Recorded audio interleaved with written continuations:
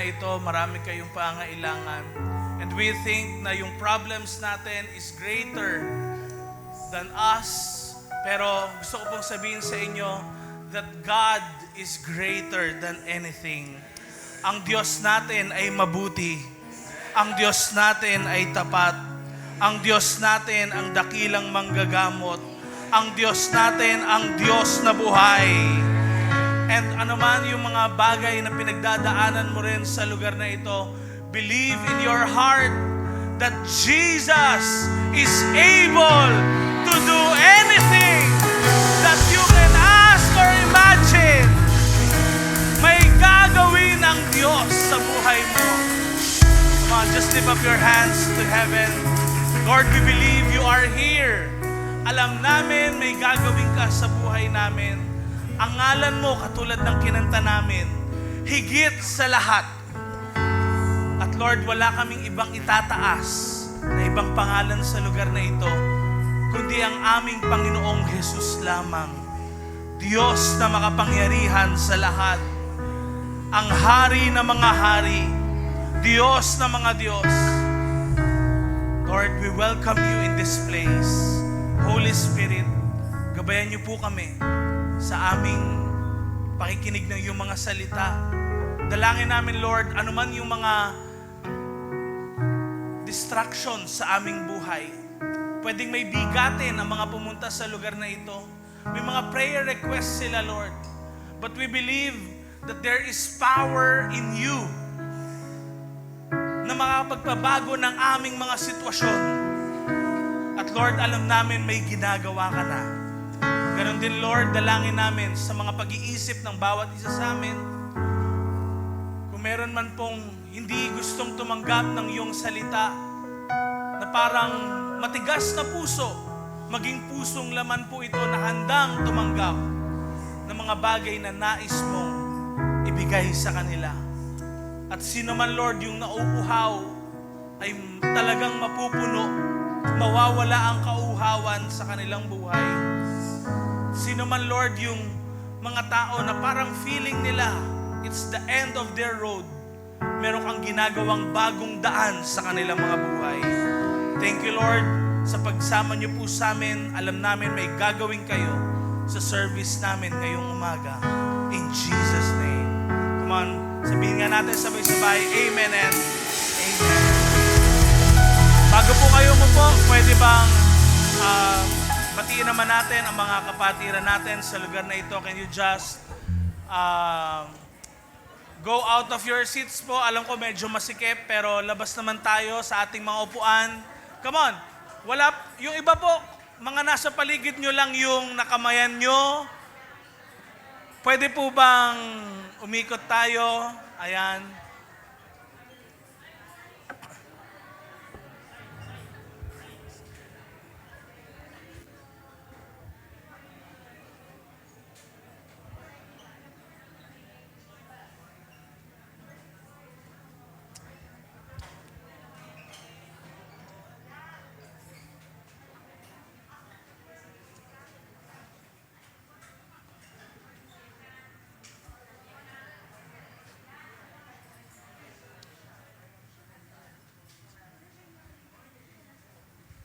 Magandang umaga po sa inyong lahat.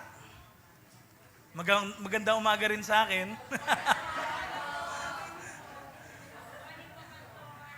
Magandang umaga po sa inyong lahat. Ako po si Pastor Jace, isa po sa mga pastors ng main church na ito.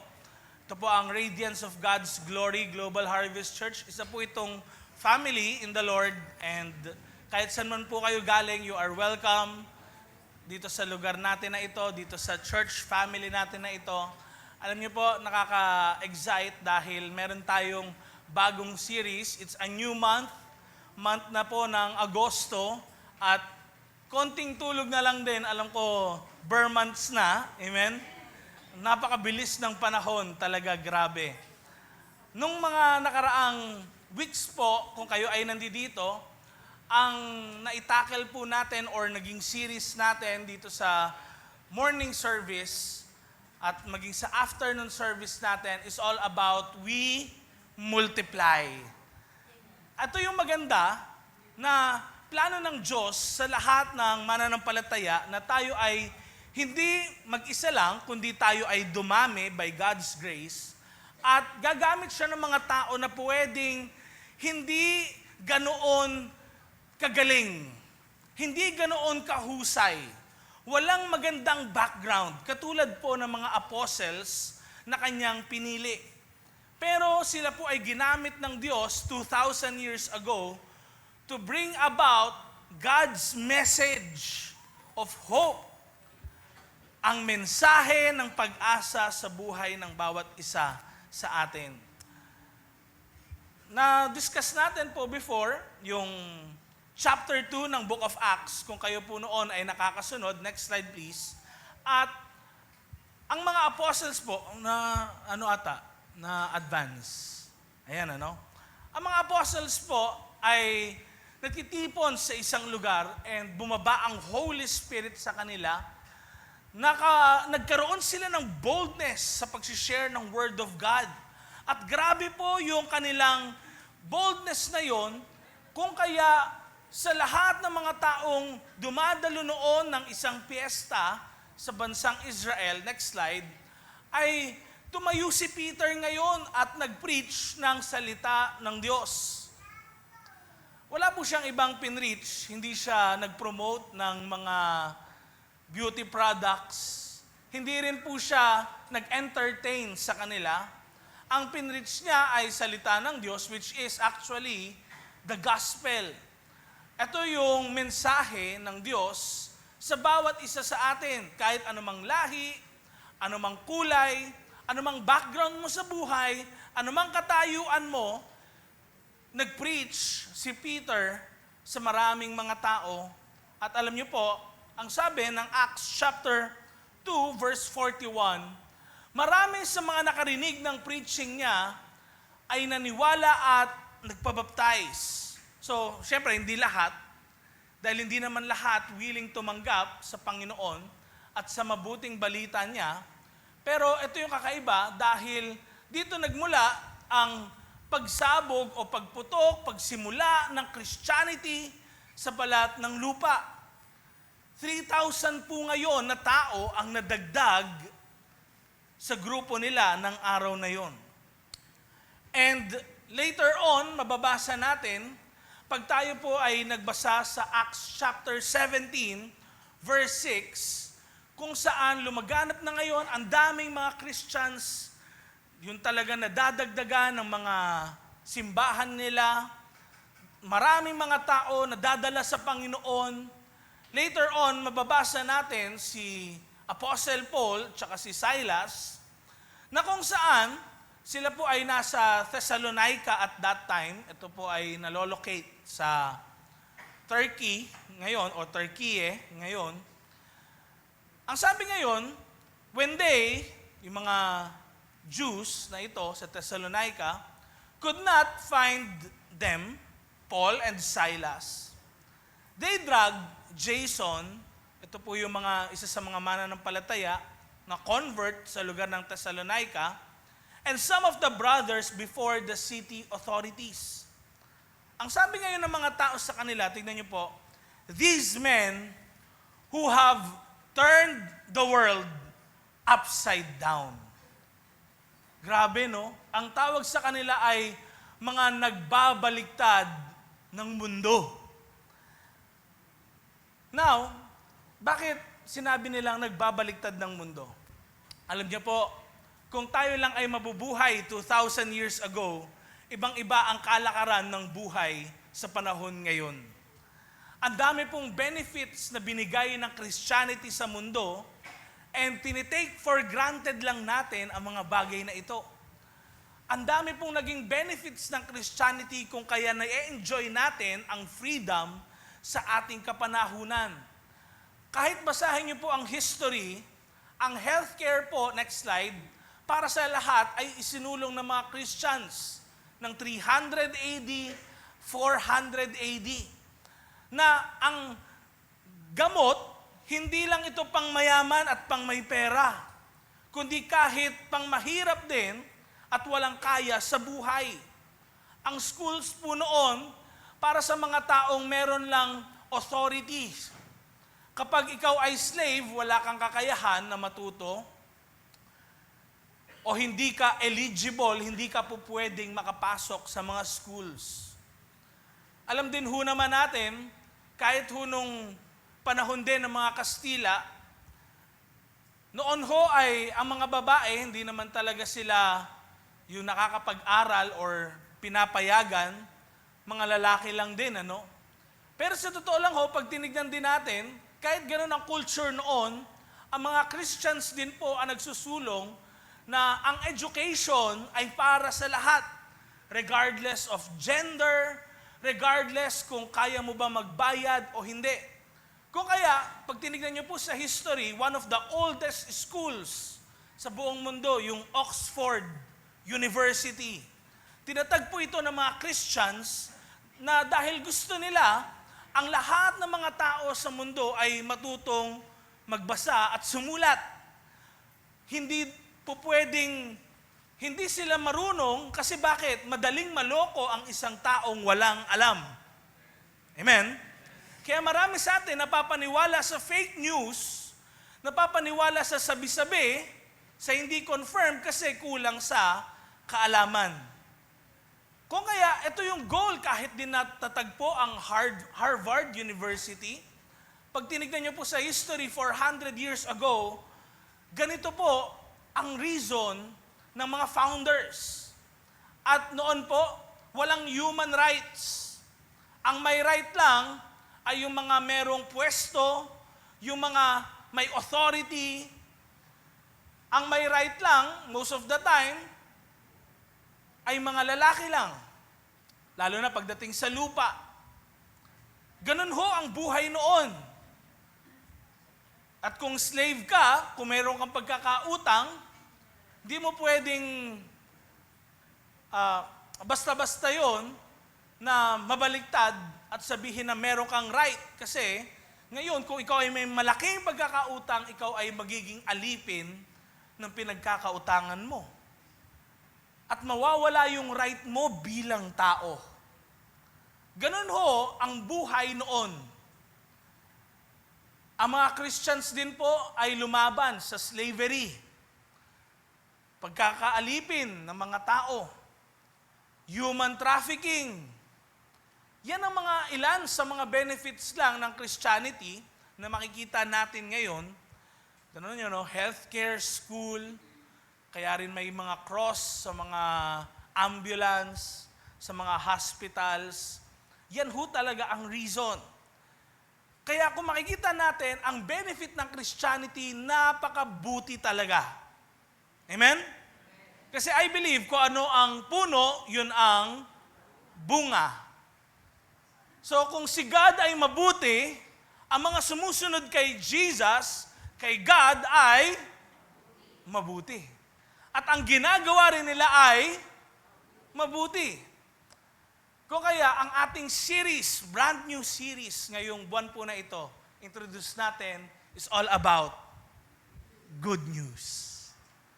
So kung ikaw ay pumunta sa lugar na ito, ang dami mong bad news na nalalaman, ang dami mong bad news na na-experience, let me tell you po na from this day forward, ang maririnig nyo po is all about good news.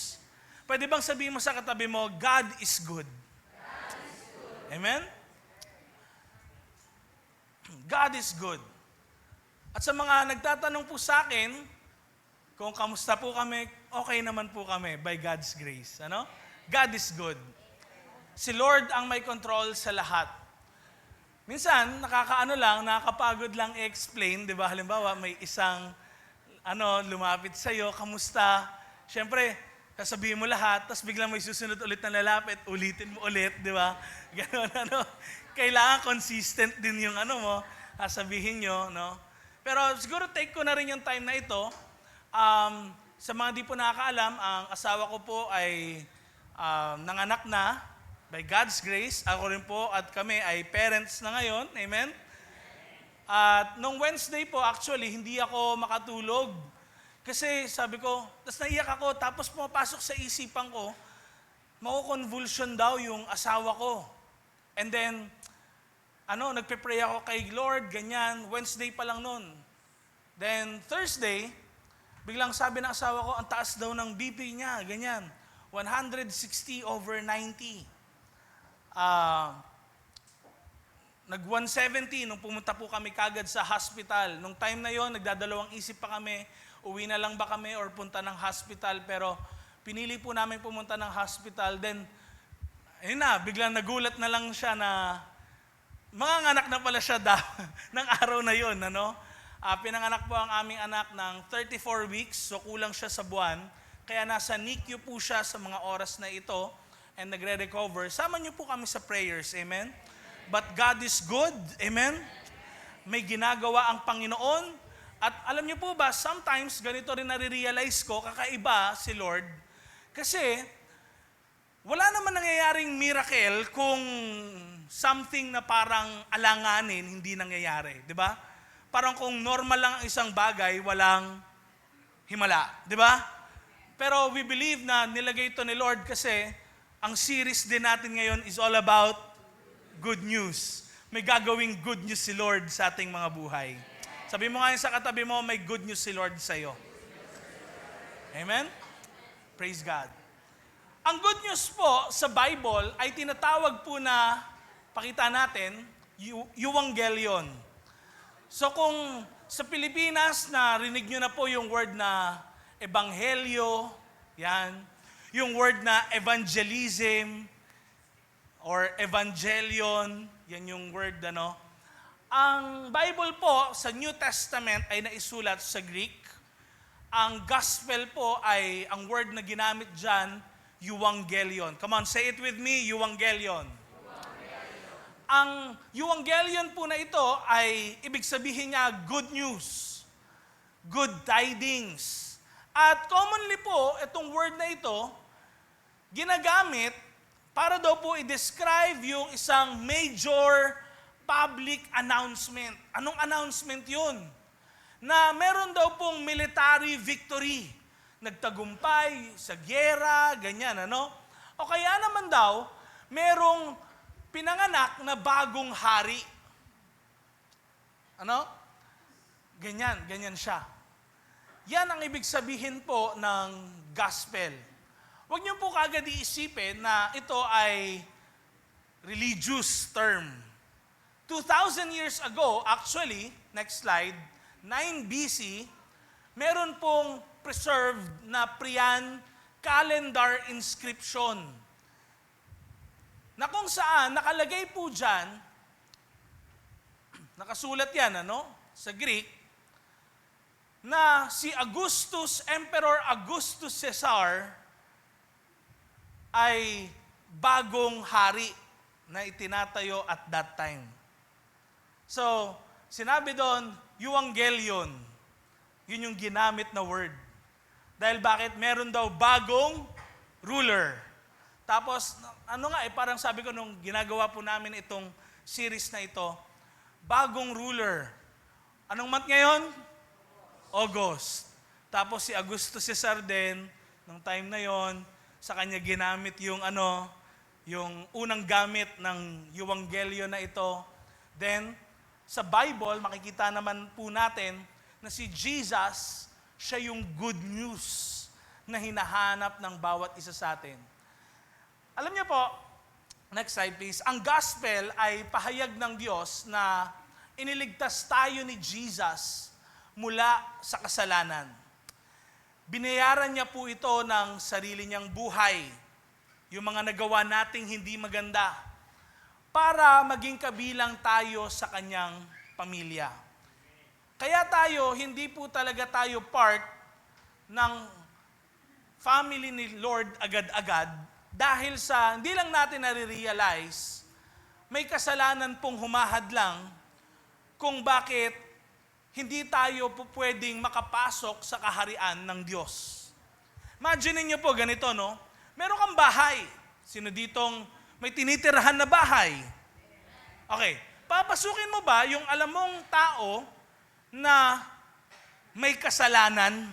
Example, mamamatay tao pala siya. Papasukin niyo yun? So ngayon, may isang tao daw na makasalanan, pero yung kasalanan niya na yon, as if biglang wala pala siya talagang ginawang ganun. Parang nawala. I mean, hindi parang nawala, kundi talagang hindi pala totoo yung paratang na yun sa kanya. May iba na gumawa nun, kumbaga kinuha yung kung ano man yung kasalanan niya na yun, nawala yung kasalanan sa kanyang buhay. Parang ganun daw yung ginawa ni Jesus sa buhay ng bawat isa sa atin. Kung kaya libre tayo ngayon makapasok sa kaharian ng Diyos, siyempre kung di ka naman makakapasok, kung hindi ka rin papasok, kailangan meron ka rin gawin so that you can be a part of the family of God or the kingdom of God. And ito actually yung ginawa ni Jesus sa buhay ng bawat isa sa atin. Na ang buhay ng bawat isa sa atin, oo, tayo ay makasalanan, unworthy para makapasok sa kaharian ng Diyos, pero tayo po ay tinubos ng ating Panginoong Jesus. Ito po yung topic natin ngayon, you are redeemed. Ito yung first good news. Para sa isang tao siguro po na pwedeng first time ngayon nakakarinig ng word na ito, na redeemed, hindi natin lubos alam yung bagay na ito. Para sa atin, corny, boring, o kaya ang feeling natin, di naman to kasi nagagamit araw-araw, di ba? Ang daming words natin nakukwento, pero nababanggit ba natin yung word na redeemed or tinubos? Bihira po, ano? Pero here's the good news, mga kapatid. Ang sabi ng Mark chapter 1, verse 1, the beginning of the good news. Come on, say it with me, good news. About Jesus, the Messiah, the Son of God. Alam niyo po, ang good news na ito ay tinatawag na Euangelion, katulad ng binanggit natin kanina. Euangelion dahil merong bagong ruler, siya po ang hari ng mga hari, Diyos ng mga Diyos, siya po ang may lalang ng langit at lupa. Walang iba kundi ang ating Panginoong Jesus. Pero ang Diyos na ating sinasamba ay hindi po tao. Pag inyo pong pinag-aralan ito sa Biblia, ang Diyos ay actually Diyos, pero hindi siya tao. Pero ang ginawa niya ay para tayo ay maitubos niya, kailangan magkatawang tao ang Diyos. Si Jesus po ay nagkatawang tao para tayo ngayon ay tubusin. Now, gusto ko pong sabihin sa inyo na kailangan malaman natin mula sa araw na ito kung ano ba yung gospel. Bilang isang Christian, pag tinanong ka, ano ba yung gospel? Mababanggit mo kaya kung ano yung gospel? Dahil ito po ang pinaka-important na message ng Bible. Next slide please. Ang gospel po ay pwede nating hatiin sa 4 lang na bagay na ganito, no? Para maintindihan natin. Ito po yon. Dumating ang hari, utang ay binayaran, kamatayan ay tinalo, kaligtasan ay pwede. Parang simple words lang po yung ginamit natin para madaling maintindihan. Ang gospel po, ibig sabihin, dumating ang hari. Yung utang, mga pagkakautang, binayaran. Ibig sabihin ngayon, back to zero. No? Ang kamatayan ay tinalo. Ibig sabihin, lahat ngayon ay may buhay. Pwedeng magkaroon ng buhay. Kaligtasan ngayon ay pwede. Ibig sabihin, kung alanganin ang buhay mo, pwede ka na ngayon magkaroon ng kalayaan sa iyong buhay. Kung ikaw ay in bondage, pwede kang makalaya sa iyong buhay ngayon. Yan ang gospel. Pwede bang kabisaduhin natin yan ngayong umagang ito? the gospel. Come on, say it with me. Dumating ang hari, utang ay binayaran, kamatayan ay tinalo, kaligtasan ay pwede. One more time. Dumating ang hari, utang ay binayaran, kamatayan ay tinalo, kaligtasan ay pwede. So, ito po, nung ginagawa ko siya, sabi ko, ano kayang pwedeng rhyme? Hindi po siya yung sobrang kumpleto, pero magigets nyo kaagad na, ito yung gospel. Dumating ang hari, utang ngayon natin ay binayaran, kamatayan, tinalo, kaligtasan ngayon, pwede. Bakit yung apat po na yan? Dahil ganyan po ang symbolism noon, or kahit din nung si Augusto Cesar po ay naging hari, naging emperor ng buong Roman Empire at that time, nung siya po ay naging hari, ano nangyari? Lahat ng mga may pagkakautang, bayad. Binayaran ng ano? Ng hari. Amen? At lahat po ng mga tao na papatayin, hindi na papatayin. Kung nakaline po sila, napupugutan ng ulo, hindi sila papatayin. At yung mga nakakulong, makakalaya. Ganun po ang gospel nung unang panahon. Kaya siya sobrang masasabi nating the best or good news. Kasi sobrang good niya talaga. Ang ating text po ay makikita sa Ephesians chapter 1 verses 3 to 14, na kung saan sinulat po ito ni Apostle Paul sa mga Christian sa Ephesus. Dito natin makikita kung ano ba ang gospel na sinasabing ikaw ay tinubos ng Panginoon. Ang sabi ng Ephesians chapter 1 verses 3 to 14, pero simulan na natin po sa verse 4. At pwede niyo po ba akong sabayan sa pagbasa ngayong umaga na ito? 1, 2, 3, go. Bago pa ginawa ng Diyos ang mundo, pinili niya tayo na maging Kanya para maging banal tayo at malinis sa harapan niya. Dahil sa pagmamahal niya, nag-decide na ang Diyos na ituring tayong mga anak niya dahil kay Jesus Christ. Ito talaga ang gusto niyang mangyari. Pina-experience sa atin ng Diyos ang pambihirang kabaitan niya na binigay sa atin ng walang bayad sa tulong ng minamahal niyang anak. Kaya dapat lang napurihin natin ang Diyos. Sinacrifice ni Christ ang dugo at buhay niya para iligtas tayo. Ibig sabihin, pinatawad na ang mga kasalanan natin. Grabe, sobrang bait ng Diyos. Sobra-sobra ang kabaitan niya sa atin. Dahil talagang matalino at marunong ang Diyos, gusto niyang ipaalam sa atin ang sekretong plano na ginawa niya sa tulong ni Christ. Ito ang plano niya. Sa tamang panahon, pagsasama-samahin niya ang buong creation sa langit at sa lupa, at si Christ ang gagawin niyang pinaka-pinuno sa lahat. Ginawa ng Diyos kung anong plinano niya, kaya inappoint niya si Christ, at si Christ ang pumili sa amin. Kaya kaming mga unang umasa kay Christ, pinili kami para purihin ang kadakilaan ng Diyos. Kayo rin, nakasama kayo sa mga pinili ng Diyos nung narinig nyo ang totoong mensahe, ang gospel na nagligtas sa inyo. Naniwala kayo kay Christ, kaya nilagyan kayo ng tatak. Yung Holy Spirit na pinangako niya, yun ang katunayan na ang Diyos ang may-ari sa inyo. Ang Espiritu ang guarantee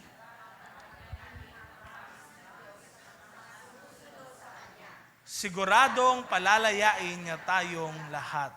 Praise God. Ito po ang sinasabi ng Book of Ephesians chapter 1 na isinulat po ni Paul sa mga taga-Ephesus at that time. At alam niyo po, maganda yung mga sinasabi ni Paul na ito, Pero gusto ko pong sabihin sa inyo na si Paul at that time, hindi po nasa magandang kalagayan. Bakit? At that time po, si Paul ay nasa kulungan. Nakaposas ang kamay niya. Nasa isang kulungan siya. Pero noon po malaya ang mga nakakulong na magsulat ng mga sulat at ibigay sa mga sinusulatan. Ganun ho ang buhay ni Paul nung time na ito. Pero gusto ko pong sabihin sa inyo na puno pa rin ng pag-asa si Paul kahit ganito yung kanyang kalagayan. I believe kung ang sarili mo ay nasa death row na, ikaw na yung next in line, napupugutan ng ulo, hindi ba gagawin mo na ang lahat ng mabuti sa iyong buhay? O kaya kung ano yung mali mong ginawa, itutuwid mo na? O kaya naman, kung hindi naman totoo yung pinaglalaban mo, gagawin mo na yung tama. Si Paul, mga kapatid, ay nakulong, hindi naman po dahil sa may ginawa siyang masama, may pinatay, wala pong ganun. Hindi po siya merong kinuhang pera, nagnakaw sa simbahan, hindi po siya ganun. Si Paul po ay nakulong dahil sa pangaral na ang hari, ang totoong hari ay sino? Si Jesus, ang Diyos. And at that time, gusto ko pong sabihin sa inyo at malaman ninyo, at that time po, ang mga Christians ay pinapaluhod. Lahat ng mga tao, halimbawa tayo, isang baryo tayo nung time na yon, tatawagin, Euangelion! Sabihin, mga tao kailangan pumunta. Tapos, yung tumawag na yon na messenger, may mga army na kasama. Announce nila, andito na ngayon ang bagong emperor. Ngayon, lahat, kapag na-announce yon, dapat daw lahat luluhod. Okay? At noon po, may tinatawag na emperor worship. Ang mga emperor po, parang Diyos yung tingin sa kanila. Ngayon, ito na. Tinawag lahat. Pero yung mga Christians, hindi lumuhod. Imagine niyo yun, ha? Yung friend nila, nakaluhod, tapos tumingin sila, ba't dito lumuluhod? Kasi bakit? Para sa mga Christians ngayon, ang totoong hari, Diyos na makapangyarihan sa lahat, hindi yung hari sa lupa, kundi hari ng lahat. Nakuha natin? No? At wala silang ibang dapat luhuran, hindi tao, kundi Diyos lang. Kaya ngayon, ang mga Christians po at that time, sobrang persecuted. Dahil hindi mo pala ako kinikilalang hari, may iba kang hari, at yung hari mo ipinako sa cross, sige, ikaw rin, ipapako ko sa cross. Kaya mababasa niyo po sa history, ang mga Christians po is the most persecuted people sa balat ng lupa. Bro, nyo, di naman sila pumapatay, di naman sila gumagawa ng masama sa kapwa, pero ginagawan pa rin sila ng masama. Ganyan po ang buhay ng mga Christians nung panahon ni Paul na sinusulat niya ito. Pero, ang pag-asang binibigay ni Paul sa mga mananampalataya ay tinatawag nating redemption. Sabihin nga natin yon, redemption. Ano ba po yung kailangan nating maintindihan sa redemption o pagtubos? Ito po yun. Una sa lahat, kailangan daw nating maintindihan na, pakita natin, hindi mo kayang tubusin ang sarili mo. Ha? Bakit tubusin? Pastor, ano bang meron? Tingnan niyo po, ang binasa natin sa Ephesians chapter 1, verse 7. Ang sabi dito, sinacrifice ni Christ ang dugo at buhay niya para iligtas tayo. Ibig sabihin, pinatawad na ang mga kasalanan natin. Grabe, sobrang bait ng Diyos. Yung word po dyan na sinacrifice ni Christ, Sa Tagalog na lang po kasi yan, ano? Ito po yung binabasa natin sa Pinoy version ito. Medyo pinababawan. Pero, next slide. Redemption po talaga yung word dyan. Na pinatawad na ang mga kasalanan natin. Ano ibig sabihin po ng redemption? Yung ginamit po dyan na word, ang ibig sabihin daw, to release someone by paying a ransom. Balikan natin yung verse lang saglit. Tingnan nyo, no? Sinacrifice ni Christ ang dugo at buhay niya. So ang pinambayad niya ay ano daw? Dugo at buhay niya. Para tayo ay patawarin sa mga kasalanan natin. Yun yung pangtubos sa ating mga buhay.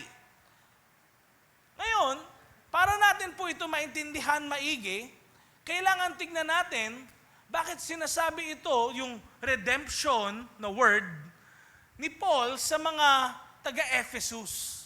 At gusto ko po kayong itour sa Ephesus, saglit lang, no? Ngayong umagang ito, next slide. Ito po ang dating city ng Ephesus.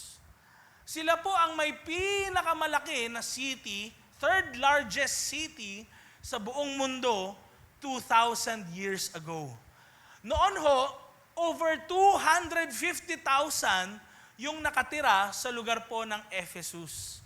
Ngayon po, ruins na lang yan sa lugar ng modern day Turkey. Pero, next slide, pag tinignan nyo po, ang ganda nung ano nila, no? Daanan din. Pati yung mga architecture nila. Tignan nyo rin po, next slide, yung mga, ano nila, mga palaces, yung mga mansions na nandiyan dyan. Kakaiba talaga. Ang tataas. Ganyan ho sa lugar ng Ephesus at that time. And center po ito, dahil nga maraming mga tao, center po ito ng iba't ibang mga attractions din.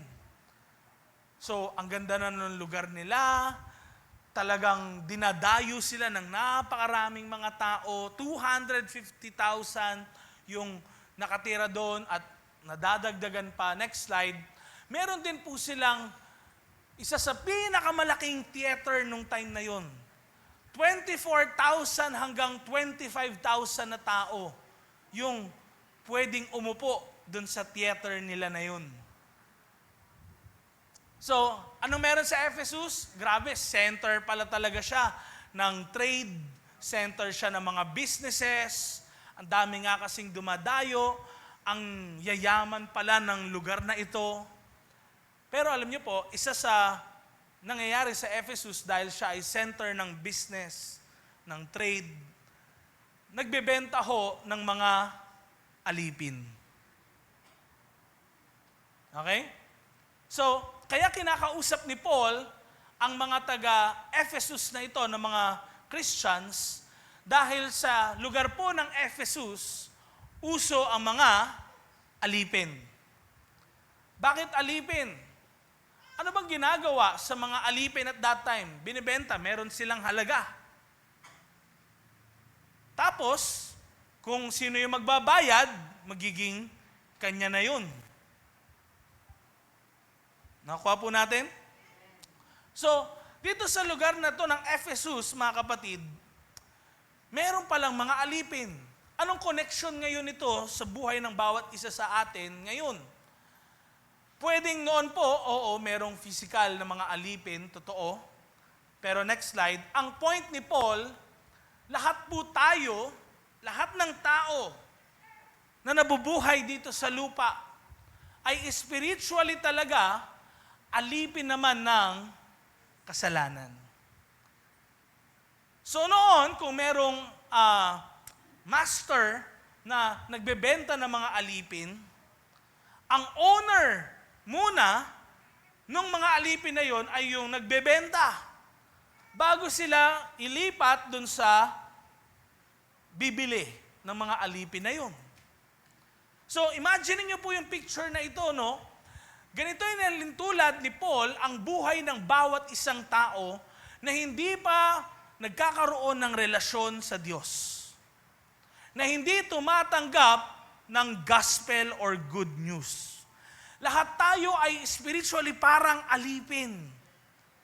At ang nagmamay-ari sa atin ay kasalanan sa ating mga buhay.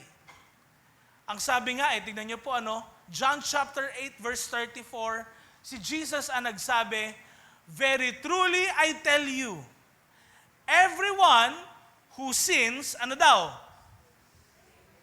Is a slave to sin. So ikaw ay alipin ng kasalanan. Tandaan niyo po, hindi tayo pag-aari ng dyablo. Pero pwede tayong pag-aari ng kasalanan. Bakit? Everyone who sins. I believe lahat tayo sa lugar na ito ay makasalanan, nakakagawa ng kasalanan. Amen? Lahat din sa buong mundo nakakagawa ng kasalanan. Whether sila yung tingin mo na pinakamabuting tao sa balat ng lupa, nakakagawa sila ng kasalanan. Pero ito po yung gusto kong sabihin sa inyo, na ang kasalanan po, next slide, ay hindi lang po mga bagay na nagagawa natin.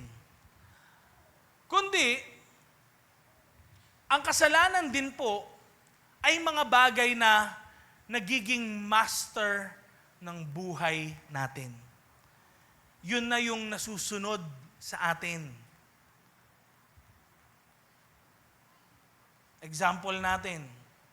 Tingnan nyo, no? Sinasabi natin minsan, next slide, titignan ko lang. Saglit lang to. Pero, nagiging addiction sa ating mga buhay. Sa kakaunti-unti mo, biglang nagtuloy-tuloy na. Di ba?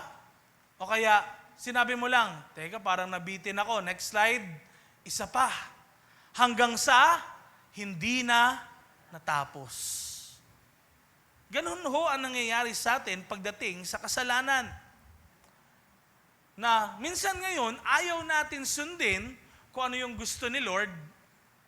Ayoko niyan. Ang hirap gawin. Hindi madali. Hanggang sa yung kaluluwa mo na pala, yung sarili mo na pala yung nilalason. Ayaw mo ng tulong, ikaw ngayon lumalala yung situation mo. Ganyan ang nagagawa ng kasalanan sa ating mga buhay. Lalo na kapag sinabi rin natin, hindi ko kailangan si God. Mas lalo tuloy bumibigat ang buhay mo. Kaya marami sa atin, may thoughts na mag-isa lang tayo. Minsan nafe-feel natin parang wala naman nagmamahal sa atin. Let me tell you mga kapatid, yan ang nagagawa ng kasalanan. It will kill you, destroy you, it will rob you of your joy. Pero hindi yan yung gustong kalagayan ng Diyos para sa iyo.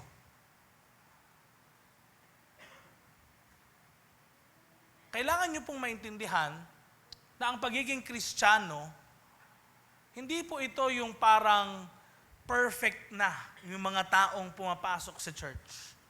Huwag nyo pong isipin na kami na nandito na pastors ay parang sobrang galing na namin at parang di na kami nagkakasala. Sana hindi nyo po makita yon sa kahit sino mang mga pastor. Kaya minsan po may mga mababalitaan tayo, pastor gumawa ng di maganda. Tapos sasabihin natin, pastor ka pa naman, ganyan. But let me tell you po na lahat tayo ay tao. Ibig sabihin, lahat tayo ay nagkakasala. Oo, hindi excuse yun. Pero sana yung i-manage din natin yung expectation natin sa ating mga kapwa. Kung paano kayo may struggles, meron din ho kaming struggle. Kung paano kayo nagkakasala, may time din talaga na matindi yung temptation sa aming buhay at kami ay nagkakasala. Pero dito nyo makikita ang kagandahan sa Christianity, mga kapatid. Next slide. Kasi ang Christianity po, hindi ito yung parang maging mabuti kang tao. Na parang yun yung end all be all ng goal natin. Actually, mangyayari naman yun. Magiging better tayo. Amen? Mangyayari naman yun. Pero kailangan muna, malaman mo na ang Christianity is becoming a rescued person. Kasi, eto no, ang isang tao na kung saan para sa'yo normal yung kasalanan, hindi naman agad-agad mababago yan. Kaya nga, God changes us from glory to glory. Unti-unti, until tayo ngayon ay talagang makalakad in righteousness. Amen? Kaya tingnan nyo, sabi, Christianity is not about becoming a better person. Hindi po ito yung pagdating mo sa church, bago ka na. Kailangan maintindihan mo muna na merong nagligtas sa iyo. Ha? May nagligtas sa akin? Kasi bakit? Kailangan mong maintindihan muna yung kalagayan mo. Katulad ng sabi ko kanina, ang ibig sabihin po ni Paul sa kanyang letter is, ang bawat isa sa atin ay alipin. Gusto nyo bang ibalik natin yung slavery sa panahon natin? Ayaw natin nun. Amen? Pero kung merong slavery sa kapanahunan natin, mas maintindihan natin sila. Kasi ang alipin, kapag yan tumakas po sa kanyang master, pwede siyang patayin. Pag hindi sumunod, dahil ang tingin po sa alipin at that time, pag hindi sumunod ay isang tool, kagamitan. Ibig sabihin, pwedeng gawin sa kanya lahat ng bagay. Kung yung plies mo sa bahay, pwede mong itanggalin, i-disassemble, ganun din ho ang tingin. Kung yung bag, pwede mong tuklapin yung sticker doon, ganun din yung tingin sa alipin at that time. Noon ho, hindi racism ang meron. Ngayon kasi, di ba, parang kapag skin color, ganyan. Noon ho, baliwala yung mga skin color, sa totoo lang, ngayon na lang yun 21st century. Pero 2,000 years ago, anong meron? Noon ho, status yung mahalaga. And ngayon, ang sinasabi ni Paul, ang Christianity, kailangan ma-realize mo na ikaw ay isang alipin ng kasalanan at merong nagligtas sa'yo. Amen? Merong kumuha sa'yo, merong bumili sa'yo, merong nagbayad ng kanyang buhay para sa'yo. Ang sabi kanina, sinacrifice ni Christ ang dugo at buhay niya.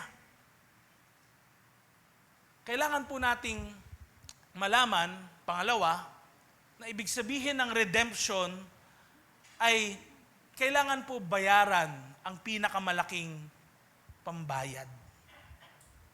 Pag sinabi hong binayaran ka, kailangan magbayad yung isang tao ng pinakamalaking pangbayad para sa buhay mo. Now, noon ho, ang isang alipin ay nagkakahalaga ng 30 silver. 30 silvers. Noon ho, sa totoo lang, wala naman nakakahawak basta-basta ng 30 silvers. Wala akong ganun na nakakahawak talaga, o kaya ginto. Imagination na lang ng mga tao yun noon. Parang, kung noon, nakakwento sa akin ni na bishop, ni na mama, parang yung mga binibili noon, sobrang mura lang talaga, bihira yung nakakahawak ng 1,000 pesos. No? Ganon din noon. Okay? At bakit sinabi ngayon kailangan bayaran ng pinakamalaking pambayad? Dahil, pag binasa po natin, next slide, ang sabi, sinacrifice ni Christ daw, ang alin daw? Dugo at buhay niya, para daw ano? Iligtas tayo. Dito natin makikita yung sobrang kabaitan ng Diyos, kasi, kung ang lahat ng mga tao na mga nabuhay nung una pang panahon, nung nilikha ng Diyos ang langit at lupa, sina Adam and Eve, ginawa niya, nagkasala sila, So, sila kasama na rin doon. Tapos nagkaroon sila ng mga anak. Tapos nung time na 2,000 years ago, si Jesus nag-sacrifice ng kanyang buhay. Yung kanyang buhay na yon, hindi naman yung pinambayad lang para sa nakaraan, kundi para rin sa mga mabubuhay pa kahit hanggang ngayon. At sa mga susunod pang mga panahon. So, tingnan nyo, no? Just imagine, kung sasabihan ko kayo, ano ang halaga ng buhay mo? Pwedeng sabihin mo, priceless. Di ba? Noon, may halaga ang buhay. 30 silvers. Natural yun, noong unang panahon. Pero kung sasabihin mo sa akin, priceless ka, okay, tama ka. Pero ito, kung lahat tayo, buhay ng bawat isa sa atin, bilyon-bilyon, trilyon-trilyong taos na nabuhay sa balat ng lupa, anong halaga ng buhay ng bawat isa sa atin? Magsusukat kaya natin? Mahirap sukatin. Pero, sa isang exchange, kailangan equal. Tandaan niyo po, yung mindset ng mga taga-Ephesus, business. Okay? Anyone dito na mga nagbi-business, alam niyo yung sinasabi ko. Kailangan equal yung value ng pagpapalit. Okay? Kaya meron noon, timbangan. Di ba? Yun yung ginagamit nila. Kailangan equal yung value. Pag nilagay ko to, kailangan hindi bababa yung sayo. Kailangan pantay sila. Ano kaya ang halaga ng buhay ng libo-libo, trilyong-trilyong mga taos na mabubuhay dito sa balat ng lupa? Ano ang pwedeng maging pambayad sa buhay ng bawat isa sa atin?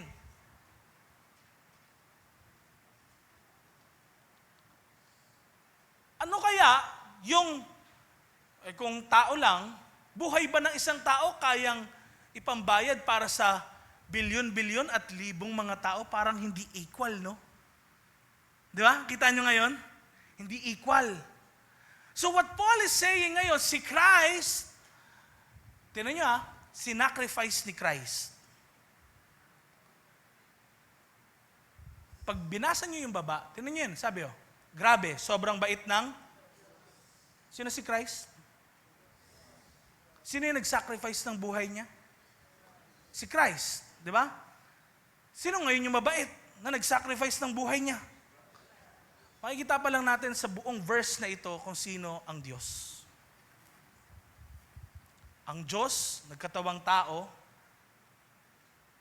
kailangan niyang mamatay, ibigay ang kanyang buhay para sa iyo at sa akin.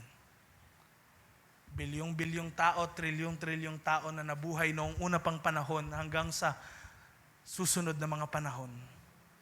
Ganun, binigay ng Panginoong Jesus ang buhay niya sa iyo at sa akin. Palakpakan naman natin si Lord. Kay Lord yan. Kaya dito natin makikita ang kalayaan natin. Ito hindi to libre. Nung nire-research ko, sabi ko, meron ba sa mga bayani natin yung nagsabi ng ganyan na kalayaan di libre? Hindi naman exact, pero may inspiration pala si Dr. Jose Rizal sa mga sinulat niya. Nakalimutan ko lang yung pangalan, Howland something ganon, search nyo na lang. Pero freedom is not free, ang sabing ganon sa English. In which, si Jose Rizal, alam natin, may mga ginawa silang sacrifices para rin sa bayan.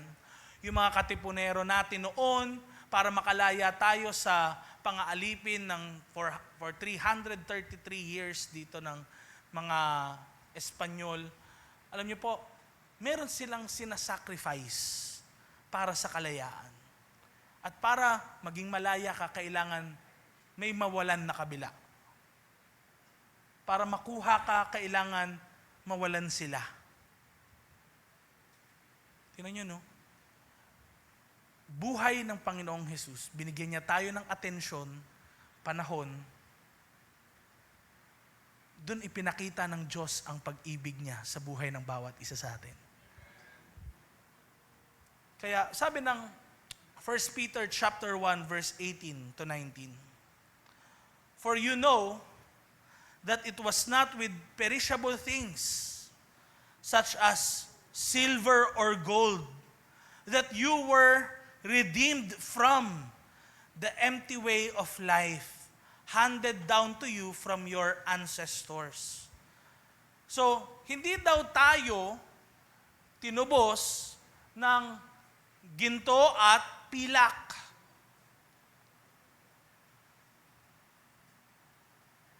But, anong sabi, verse 19? With the precious blood of Christ. Buhay ng Panginoong Jesus, yung naging kapalit. Sino tayo para bigyan ng panahon ng makapangyarihan sa lahat? Sino tayo para bigyan ng atensyon ng mailalang ng langit at lupa? Hindi ba sa atin, kung halimbawa magkaroon ka ng isang bagay, tapos may sira, may defect, tatapon mo na, di ba? Bili ka na lang ng bago. Tayo, hindi ganon ang Diyos sa buhay ng bawat isa sa atin. Na, nung nagkaroon ka ng kasalanan, yaan ko na yan, tapon ko na yan, sunugin ko na yan. Yaan ko na lang na ganon. Ang ginawa niya sa buhay ng bawat isa sa atin, lumapit siya sa atin, inayos niya ngayon ang buhay natin. Binigyan niya tayo ng oras, ng panahon, dahil mahal niya ang bawat isa sa atin. Kaya, kung nafe-feel niyo po, dumating kayo sa lugar na ito na parang wala nagmamahal sa inyo, gusto ko pong sabihin sa inyo na ang ating Panginoong Jesus, eto pwede naman siyang maging walang pakialam sa atin, pero binigyan niya tayo ng atensyon. Ang Diyos po natin ay hindi yung untouchable God, unreachable God. Ang Diyos po natin ay Diyos na po pwede nating lapitan. Mark chapter 10, verse 45. For even the Son of Man, si Jesus po ito, did not come to be served. Hindi para paglingkuran siya. But anong sabi daw? To serve and to give His life as a ransom for many. Kabayaran para sa mga tao. Yung mga tatanggap sa Kanya. Kaya, ito nung si Christ ay napako sa cross, next slide, hindi po inignore ng Diyos ang kasalanan. Ginudge niya yon kay Jesus. Kaya tignan nyo, anong sabi ni Jesus nung siya ay nakapako sa cross? Father, why have you forsaken me? Nag-quote siya ng scripture sa book of Psalms, pero yung sinabi niya rin po na yon is actually, sinabi niya yon na naranasan niya talaga yung weight, yung bigat ng judgment ng Diyos na dapat maranasan din ng tao. Kaya, hindi niya inignore ang mga makasalanan. Niligtas ng Diyos ang mga makasalanan sa pamamagitan ni Jesus Christ. By the way, tayo po ay naniniwala sa tinatawag na triune God. Hindi po tatlong Diyos, iisang Diyos na nahahayag sa tatlong persons. The Father, the Son, and the Holy Spirit. The Son is Jesus Christ. Siya, yung bumaba sa langit na nagkatawang tao sa pamamagitan ng pag-conceive ni Mary sa Kanya. Si Jesus Christ yun. Kung kaya, mahalaga tayo sa Diyos dahil binigay niya ang kaisa-isa niyang anak para tayo ay matubos. Amen? Next slide please. Mahalaga tayo dahil mahal tayo ng Diyos. At si Jesus Christ, sapat siya na pambayad para sa ating lahat. Hindi pala natin kailangan ng bumbero, ng engineer, ng carpenter nung time na yon. Alam ng Diyos ang kailangan ng bawat isa sa atin. Kasi kung kung tayo, iniisip natin na ang kailangan natin, yung magtuturo sa akin ng ganito, ng ganyan, sa totoo lang, hindi yun yung pinaka-important for God. Ang pinaka-important sa Kanya, dahil mahal ka niya, ay makasama ka niya. Eto no, sabi ko nga minsan, parang ang bilis ng panahon dito sa lupa, sa mga taong mahal natin, ang ikli ng panahon. Ganun pala kapag nafe-feel mo na mahal mo rin talaga yung mga tao sa paligid mo. Gusto mo sila laging makasama. Amen? So, tayo ngayon, paano tayo makakasama ng Diyos? Hindi nga tayo makakasama ng Diyos kung tayo ay makasalanan. Kasi siya banal, siya malinis, tayo marumi. Hindi pwede. Kailangan may maglinis sa atin. Kailangan merong magbago ng buhay natin. Amen? Kaya ang Diyos ngayon yung tumulong sa atin. Si Jesus Christ yung tumulong sa iyo at sa akin. Amen? Nilinis niya tayo ng kanyang dugo. Para sa ganon, makakalapit tayo sa Diyos ng malaya. Siya yung naging pambayad para sa lahat. Next slide please. Kaya last but not the least, para natin maintindihan po maigi ang redeemed o yung tinubos, binago na kung sino yung nagmamay-ari sa iyo. Ito yung ibig sabihin na ikaw ay tinubos. Bago na kung sino yung nagmamay-ari sa iyo. Hindi ka na slave ng kasalanan. Magagawa mo na ngayon mapagtagumpayan ang kasalanan sa iyong buhay. Kung ikaw ay na-addict ngayon sa scatter o sa ibang mga nakaka-addict talagang mga gambling na ganyan, kawawa ho ang marami mga Pilipino ngayon. Nakita ko po yung statistics. Bago ho mag-pandemic, 700,000 lang ho ang nagsusugal. Ngayon, 40 million na. Alam niyo po ba yon? Ganun ho karami ang nagsusugal sa panahon natin ngayon. Ibig sabihin nun, marami pa lang may utang. Nababaon din sa utang. Marami mga tinatakasan din ang marami. Marami na rin siguro kayo nakilala, binenta yung mga ari-arian nila sa bahay, ganyan, para lang makabayad ng utang. Mga kapatid, gusto ko po sabihin sa inyo na ang ating Panginoong Diyos na buhay ay pwedeng magpalaya sa bawat isa sa atin. Kaya kung may kakilala kayo, nahihirapan siya, mawala yung kasalanan sa kanyang buhay, sinasabi niya magbabago na siya pero di pa rin nagbabago hanggang ngayon, sila talaga yung kailangan makarinig ng mabuting balita ng Panginoon. Amen? Dahil sinasabi ko sa inyo, walang perpektong tao. Pero meron tayong perpektong Diyos na handang magbago ng ating mga buhay. Kaya, anong sabi ng Ephesians 1 verse 7, muli basahin natin ito ng buo. May malakas na tinig. 1, 2, 3, go. Sinacrifice ni Christ ang dugo at buhay niya para iligtas tayo. Ibig sabihin, pinatawad na ang mga kasalanan natin. Grabe, sobrang bait ng Diyos. Ibig sabihin nito, pinatawad na daw yung mga kasalanan natin na may pinambayad yung dugo at buhay niya. So, kanino na tayo ngayon?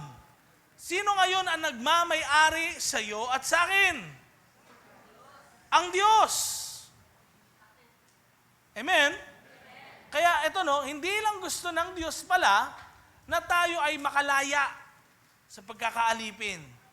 Gusto din ng Diyos na tayo naman maging Kanya. Sinasabi ngayon ni God, okay, ito yung binigay ko na pambayad sa iyo ngayon, akin ka. Hindi ka sa kasalanan, hindi ka dyan sa struggle mo, akin ka. Ganon ang pag-ibig ng Diyos sa iyo at sa akin. Kaya tingnan niyo sabi rin ni Paul sa Romans chapter 6 verse 18, you have been set free from sin. Saka daw nakalaya sa kasalanan. And ano ngayon? Saka ngayon alipin, have become slaves to, sa katuwiran ka na ngayon, sa kabutihan ka na ngayon. Slave. Magagawa mo na ngayon malaya sa iyong buhay na gumawa ng mabuti. Magpatawad sa mga mahirap patawarin. Amen? Magagawa mo na ngayon na talagang mag-sacrifice para sa mga taong sometimes ang hirap mahalin.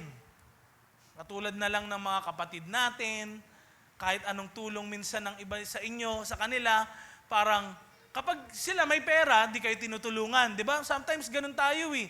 Sila, tinulungan mo, okay sa'yo. Tapos biglang kapag ikaw nangailangan sila ngayon, sila pa hindi tumutulong sa'yo ng mga tinulungan mo. Minsan, nararanasan natin yon sa ating mga buhay. Pero ngayon, dahil ikaw ay na kay Christ, kung di ka man natulungan, okay lang. Kasi ang pag-ibig ay hindi naghahanap ng kapalit. Isa po sa natutunan ko bilang may asawa na rin ngayon, ang totoong pag-ibig, hindi ito yung give and take. Kung iniisip niyo po ang totoong pag-ibig, yung parang kailangan, pag may ginawa ko sa iyo, gagawin mo rin sa akin. Ang totoong pag-ibig pala ay, hindi, regardless kung may gawin ka sa aking mabuti, gagawan pa rin kita ng mabuti. Yun ang totoong pag-ibig. Kung di mo kayang gumawa ng mabuti, gagawan pa rin kita ng mabuti. Ganon ang pag-ibig ng Diyos sa iyo at sa akin. Amen? Kaya may time na minsan natatakot ka, di mo alam kung papasok ka ba ng church o hindi. Minsan, nandiyan ka na sa labas, umuwi ka pa. Sino may gano'n na experience, no? Parang nahiya ka nung nakita mo si brother, si sister. Hala, tagal ko nang di nakadalo, tapos ngayon lang ako pumunta. Pero gusto ko po sabihin sa inyo, sa Panginoon, may kapatawaran. May second chances. At libre kang makalapit sa Kanya. Kung talagang lalapit ka at gusto mong maranasan yung pagbabagong binibigay ng ating Panginoon. Ito ang kaibahan ng kasalanan at ni God. Next slide please. Ang kasalanan, sumisira. It destroys. Pero si God, siya ang nagbibigay ng buhay. Kaya tingnan niyo ho, pag binasa ho natin ang Book of Genesis, ang origin ng buhay, mga kapatid, makikita niyo doon, ang ganda ng relasyon ng Diyos at tao. Pero sabi ni God, gawin niyo lahat. Pwede niyong kainin lahat ng bunga, pero kung hawakan niyo o kaya kainin yung bunga ng punong ito, mamamatay kayo. Hindi po literal yun na mamamatay, kundi magkakaroon ngayon din ng separation o paghihiwalay ng Diyos at tao. At after nun, nakainin nga ng tao, hindi naman sila kagad namatay, pero dumating ang time na sila rin pala ay literal na mamamatay. Kasi bakit? Nahiwalay ang tao sa Diyos. Kaya sa atin, tumatanda tayo, yung iba sa atin, may nauna na, yung iba sa atin, susunod, pero lahat tayo, dun talaga papunta. Bakit? Sin destroys. Pero si God, kung tayo ay lalapit sa Kanya, He will give us life. Kaya ngayon may pag-asa tayo, hindi dito lang sa buhay na to, kundi kahit sa susunod na buhay. Amen? Next slide. Ang sin, kinokondem ka. Ano yun? Anong kinokondem? Yung lagi sa'yong sinasabi na, ganyan ka kasi, eto, hindi ka na magbabago, yan ka na naman.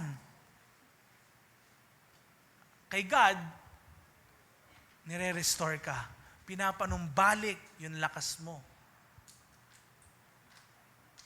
Parang yung dati, kung sumablay ka, this time, inayos ka ulit.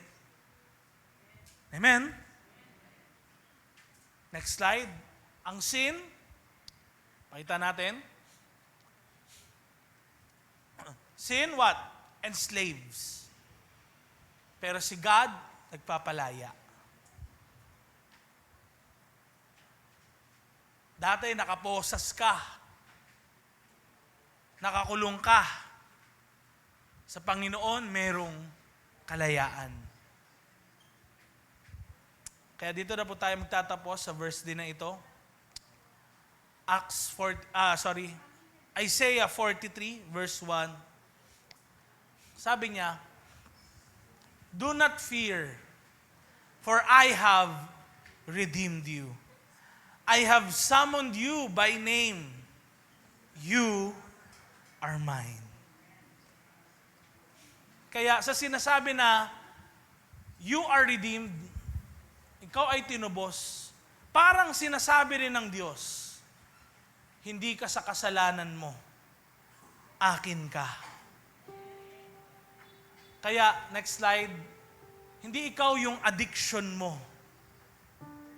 Kung meron ka mang kinakaadikan ngayon na talagang nagbibigay ng negative things sa iyong pamilya, sa iyong buhay, sinasabi ni Jesus sa'yo, hindi ikaw yun.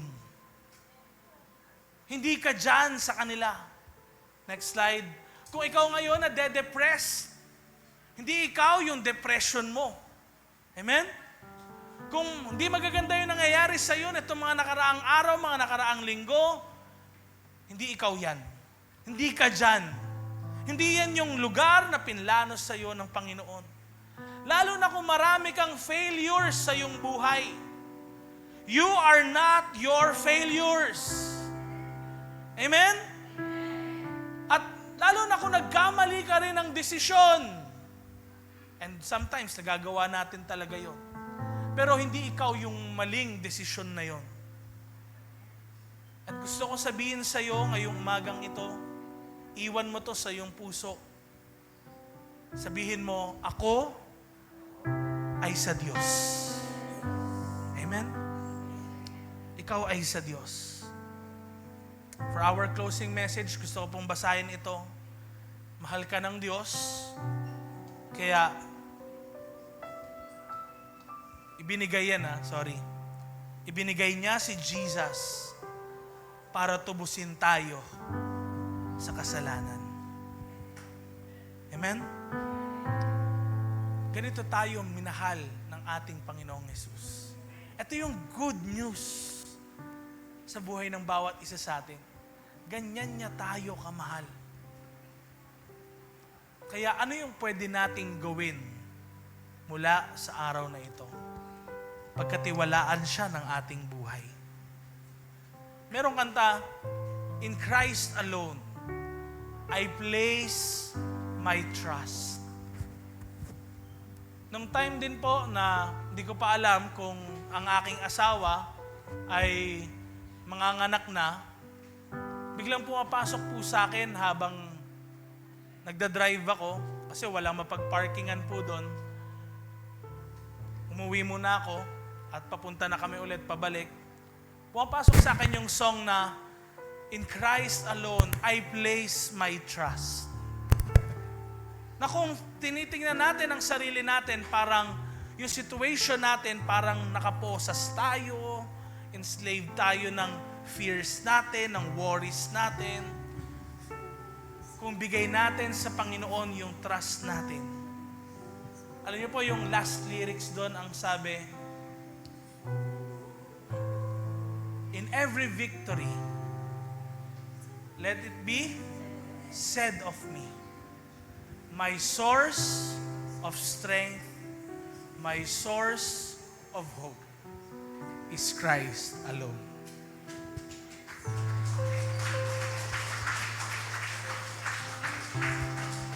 Kaya, in times na meron tayong struggle sa ating buhay, may biglaan, o kaya parang feeling natin, walang pag-asa yung buhay natin dahil sa mga nangyari sa atin.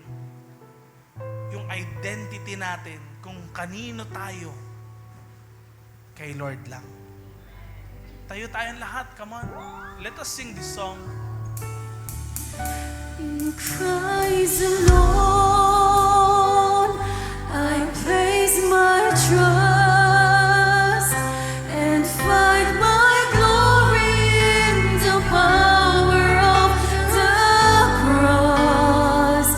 In every victory, let it be said over me, my source of strength, my source of hope is Christ Come on, sa Diyos na tumubos sa'yo, in Christ to alone. the God who I has place redeemed my you. trust and find my glory in the power of the cross. In every victory, let it be said over me, my source of strength, my source of My source of strength. my source of strength, my source of Oh, my source of strength. my source of strength, my source of hope is Christ alone. Come on, lahat tayo, kumanta ng malakas. Christ alone. I place my trust and find my glory in the power of the cross. In every victory, let it be said over me, my source of strength, my source of hope. My source of strength. My source of strength, my source of hope, My source of strength. my source of strength, my source of hope is Christ alone. Kung kayo po ay dumalo ngayong umagang ito, and you find it na parang, Pastor, ang daming bad news sa aking buhay. Let me tell you po, the good news of Jesus. Si God, ang ating strength. Siya yung hope natin. Dahil tinubos niya tayo, kung tayo tinubos niya, mga kapatid, ibig sabihin nun malaya tayo. Ibig sabihin nun sa Diyos tayo. Kasama natin siya in every victory, in every struggles, in every problems, in every trials of our life. Siya yung lakas natin. Siya yung pag-asa natin.